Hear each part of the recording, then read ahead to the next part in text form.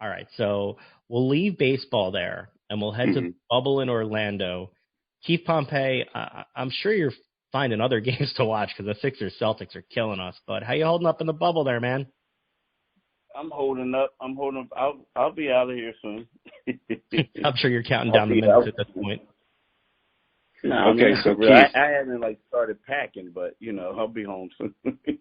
Well, the question is, should you start packing, or are the Sixers going to figure something out? Is that really a question?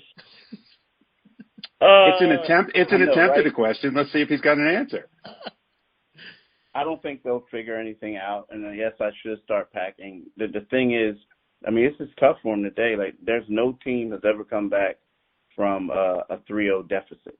And when you think of being in the bubble and you think of that, I think that some of the Sixers players will start packing if they lose tonight. You know what I mean? It's like, hey, man, being down Orlando was nice, but it wasn't like I went to Disney World.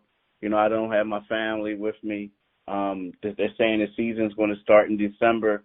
I think I need to go away and relax for a couple months. So I think that if they lose tonight, it's over. Is over. All right. Well, Keith, the last game was a train wreck. Somehow they were up in the first quarter, 33 by 6 points, and lost by 27 points. The biggest concern for me was what happened after they came back from halftime. Is that coaching? Is it coaching in a combination of the players that they have, or is it the players? They were outscored 33-18 in that third quarter there, Keith. I think it's a combination of both. I think that right now it's been a rough year, right? I also think that, we can go back and we can criticize Brett Brown, and we're going to continue to. But it's been the same thing since the last 3 years. You understand? Think about it. Every time in the start of the third quarter, they typically get blown away by the opposing team. Always happens. There's decisions that's being made, and we always say, oh, wow, I can't believe they did that. But we've been saying that for 3 straight years, and they kept them, And then you look at the guys on the team, they're trying to tell us how great the chemistry is and how everything is better, but then they look like a team that just flat out and quit in the second half, So, I think it's a combination of the two. Okay, well, if the players are at a point where they might be flat out quitting, then isn't that partly coaching? Hasn't he lost this team? Hasn't he set the tone that this team is no longer listening, that they've tuned him out and that he can't motivate them? Yeah, but you can make a very, very, very, very strong argument for that. But I also think that the whole situation, these guys just don't fit. They don't mix. It's like you have a bunch of close to max or max players, and a lot of these guys want to be the guy, right? A lot of it is, you're getting players, and they thinking that since they're going to make a lot of money, that okay, I'm gonna have a more vital role, but everything is all about feeding Joel Embiid.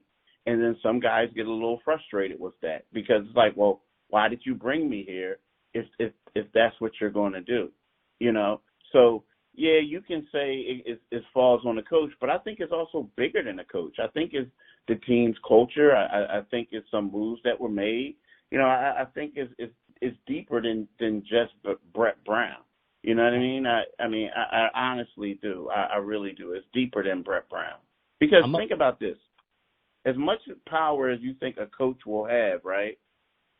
You got the star players staying with the owner during the pandemic.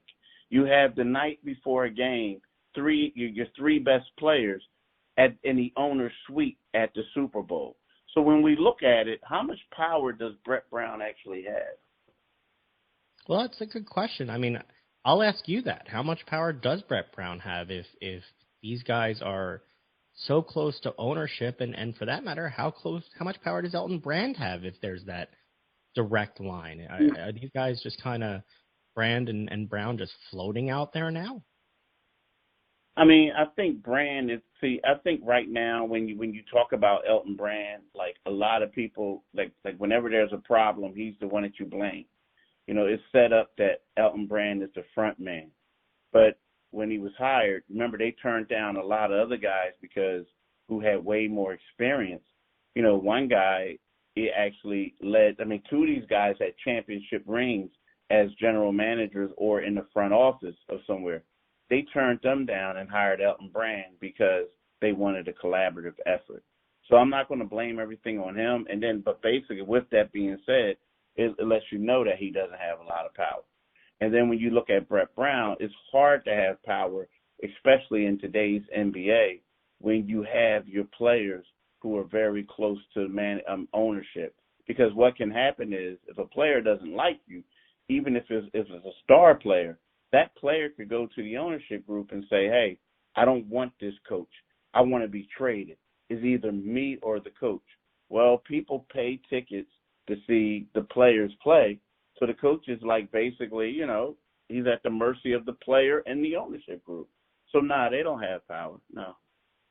The Sixers seem to have fallen in love with the big trade, getting guys that they could sign to max, and now they have a whole starting lineup and even a sixth guy that are close to max deals. Do we need somebody like Toronto's general manager who has built a team? He's gone out and gotten a star, but he's then surrounded them with players that he knows can fit certain roles and that they can maximize their talent.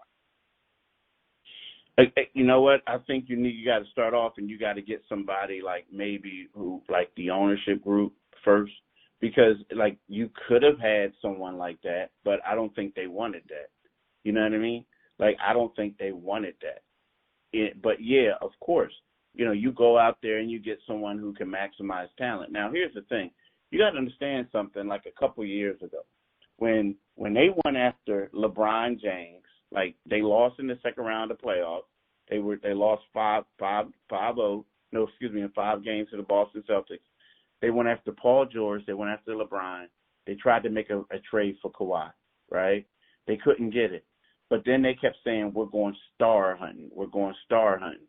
So what happens is, they go after Jimmy Butler. That doesn't really work out. And then they go after Tobias, who was going to be one of the top free agent targets.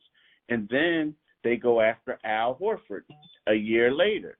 So in a way, it's I think what they did is they wanted to win the press conference. They wanted to say, we did this. And they never really took into account the pieces that were fit. And then also, I think they gave up on some of the guys who they had. Look at a guy like Jeremy Grant, who's a quality starter. Well, he comes off the bench now for Denver, but he's proven to be a quality starter in this league, right? Look at Timothy Luwawu. Maybe he didn't progress, well enough for the Sixers, so they gave up on him. The Sixers, everybody's saying who's their backup center, who could play the four. Look at look at T.J. McConnell as a point guard. Look at I forget the kid's name, but the kid from Bowling Green who's now the starting center for the Sacramento Kings. So when you look at it, they had these pieces, and they gave them all away. They didn't progress well enough, or maybe we can get someone else for this person. And the Sixers had it right there, and they gave it all away because they were trying to go star hunting. And when they went to star hunting, they never took into account are these guys going to fit in?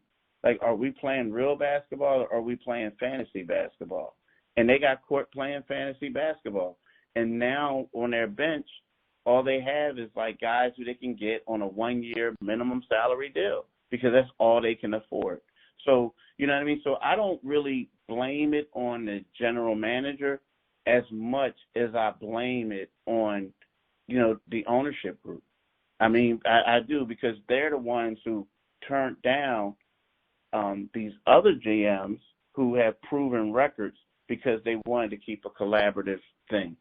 So you mentioned I'm sorry to be long-winded. No, it's good. You mentioned Sacramento, Rashawn Holmes out there. That's the player I think you were missing the name on. Landry Shamet, who's out there with the Clippers now.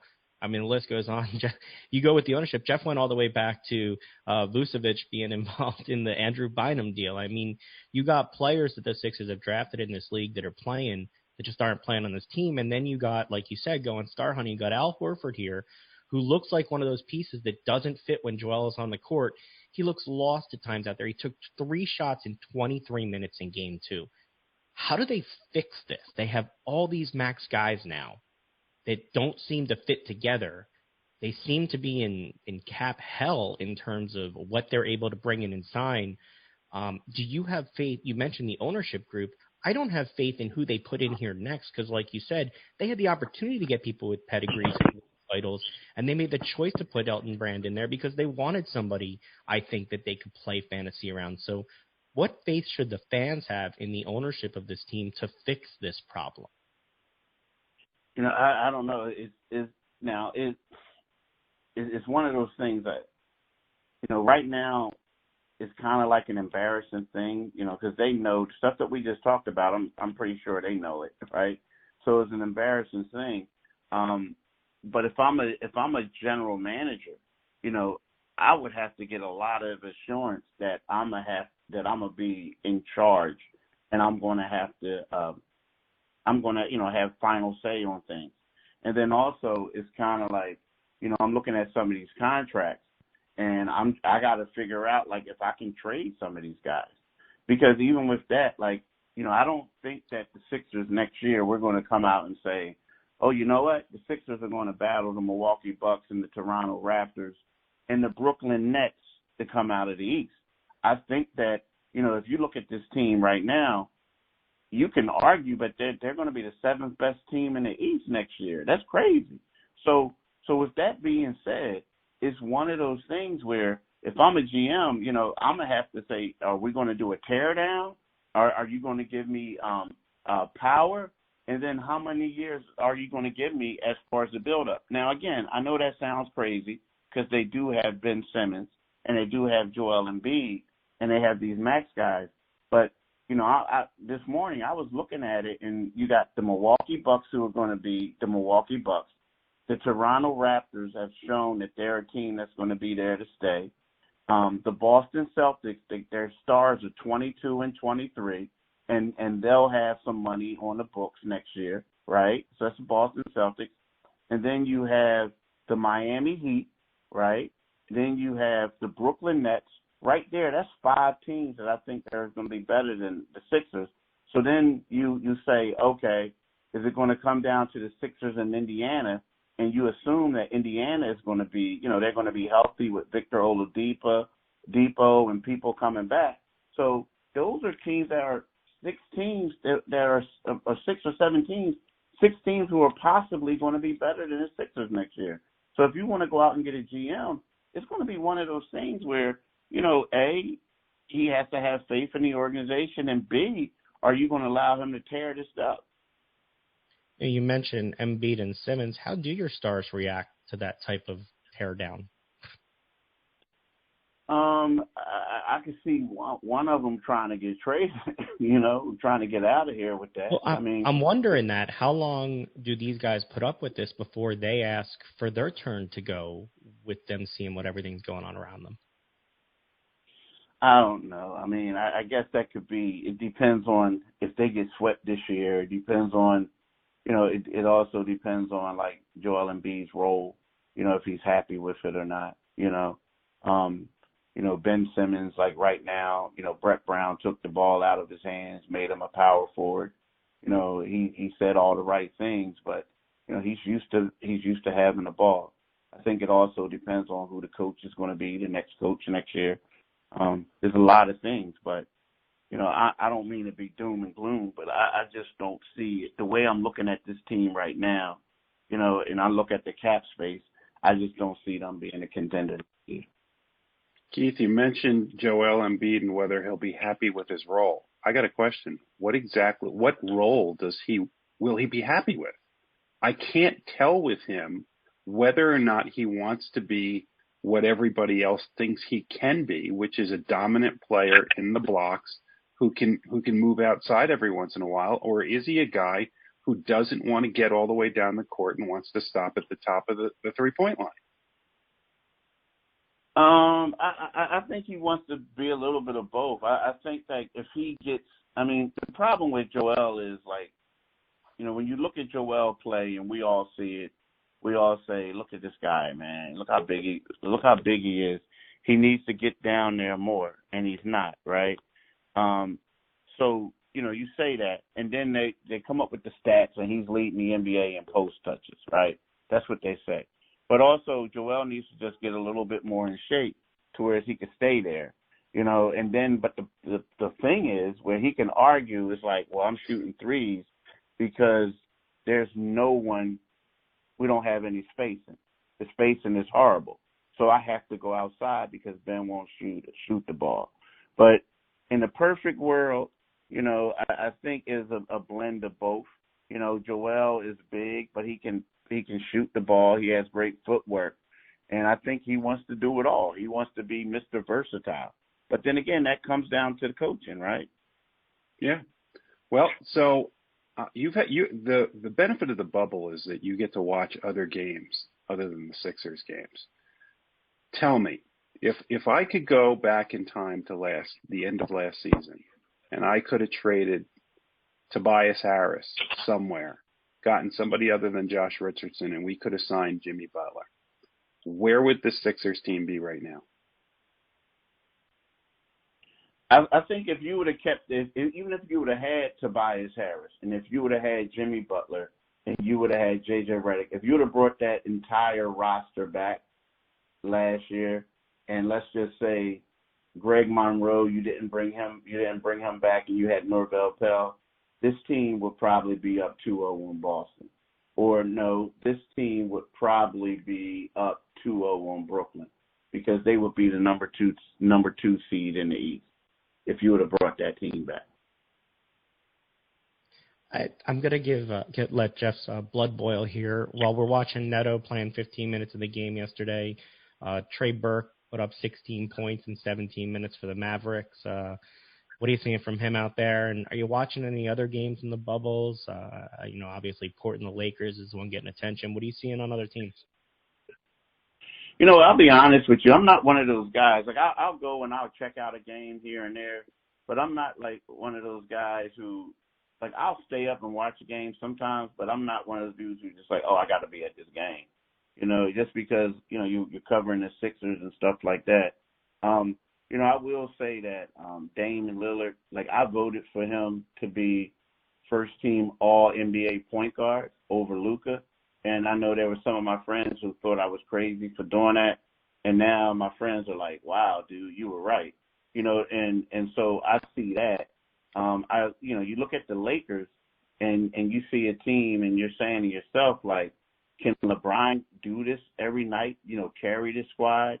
I look at the Clippers and I say to myself, like, this is the NBA champion. I think the Clippers are going to win the chip. And I think the team that's going to represent the East is not going to be Milwaukee. It's going to be the winner of, the Toronto Raptors, Boston Celtics series. So those are my things. But again, like, I'm not over there enough to, watch the games and to analyze all the teams. But, those are my biggest observations from the games that I saw. We see what it comes across like on TV. What's it like as a reporter to be in that arena? Obviously, empty, quiet screens. What's it like for fans who don't get to see the behind the scenes there? If you want to go to a nightclub, right? And what I mean is you're sitting at a table and they have the music on and you're bobbing your head, and instead of being at the sports bar and you're looking at the TV to see the game is actually in front of you. That's what it's like. Because what I'm saying is because when you get in there, it's like loud, like the music. I guess they don't want you to hear like the stuff that's being said on the court. So they have the music going and like you find yourself like, oh, I remember this song, bobbing your head. That's what it's like for the most part. Now, other than that, it's kind of course, it's a made-for-TV event. So, the people, like fans at home, is very fan friendly for them to watch it. It's good. Like, I like it, but I feel like the fans in the Sixers Celtics series are being a little cheated, because I know what it's like when you go to TD Garden and you hear how they boo the Sixers and they love the Celtics, and vice versa. So from that aspect, I feel like not only the players are getting, they're losing the home court advantage, but I feel like the fans are being cheated in a part of history, because whenever the Sixers and the Celtics play, it's a huge game. Last question before we let you get to go deal with the Sixers and hopefully a win. What'd you think of Adam Silver last night saying that the league season may be pushed back even beyond December? I'm not really surprised, and the reason being is because do you remember when they came out with the December the 1st, and it was like, okay, this is the drop dead date, and then all of a sudden it was like 3 days later, the Players Association was meeting and they had some concerns, and then there was a story from Michelle Roberts, and it basically said no, we don't know. We have some concerns for coming back that soon. And I know he's saying that, twofold. You want to get the fans in there. But secondly, if you think if these guys are going every other day, and if the team who wins the championship, basically they'll win the championship and they'll have 4 weeks off before they start training camp again. So, I think it's a little bit too condensed, from one season to the next. So I was always under the expectation that it was going to get pushed back. And the fact that they really haven't been talking about it, about what the plan was for next season, it kind of let me know that they were going to push it back. Telling you, Christmas Day tip-off, Keith. It's where we got to go. Big quadruple header, all-day games. That's where it should be. Keith, always appreciate you giving us the time. Thanks so much. Wish you safe travels. As much as you want to leave Orlando, we hope you stay for a couple more games. But safe trip back, and thanks again, man. Hey, thanks for having me, fellas. Jeff, okay. We didn't intend to make that so negative on the Sixers, but the Sixers did all the work. It's not like we made it negative. The Sixers have had nothing that you can look at in these two games and go, here's the positive that's coming out of it. Nothing has worked. And it can't all be blamed on the fact that Ben Simmons is hurt. They have more than one star on this team, and they have people that should fill in enough that they should be able to make this a competitive series, and they're not. They maybe have a competitive quarter per game. This is not a series. This may be the worst first-round series in the NBA. Profound. Find another one. Find me a worse series. The one that you least want to watch if you were not a Sixers or Celtics fan. The Nets Raptors is enthralling at times, but all right. But you know what? I don't mind watching this Nets team and these young players. These young players, a lot of them are going to have to find homes next year because half the Nets team is opted out or was injured. But they're still exciting to watch. But Keith goes back to not just would these teams beating Boston, but would they even be this seed? Would they be a higher seed playing a different team if they had a different mix of players? It does not look like it is fitting. And I don't think that I really have faith in ownership to get it right. And so I'm not sure where this team's going to be, but it just seems clear that the people who are going to walk off the court tonight in Orlando will not be the people that walk on the court wherever the games start next year. That just doesn't seem tenable at this point. Well, you say that, but there's a problem. See, the problem with the Sixers I count the coach walking off the court, too. I know, but the problem with the Sixers has been, in my mind, is this fascination, this love of, as Keith said, winning the press conference, is winning we made the big sexy deal. That only lasts for a couple days. Because then you have to play the games. And the problem is they made the big sexy trade in getting Jimmy Butler. And then they didn't keep him. They had to make another big sexy trade, and then they got Josh Richardson. Well, you at some point you have to stop and you have to let these guys play together. And as much as Jimmy Butler can be abrasive, incredibly abrasive. He's a winner. Exactly. And do we care whether or not he's rubbing some of his teammates the wrong way, if he's Tua? also motivating them to play better. And I don't think that Jimmy Butler – remember, Jimmy Butler basically did a little recruiting pitch that everybody got all upset about him coming down to Miami. So obviously Jimmy Butler and Embiid get along to some extent. Maybe Jimmy Butler being in that locker room for a whole season would have gotten Embiid down on the block more. Maybe Jimmy Butler wouldn't have let Joel do what he's doing and wouldn't have let him be in the shape that he's in. Because right now, there's nobody on this team that leads. There's a whole bunch of people that just kind of do their own thing.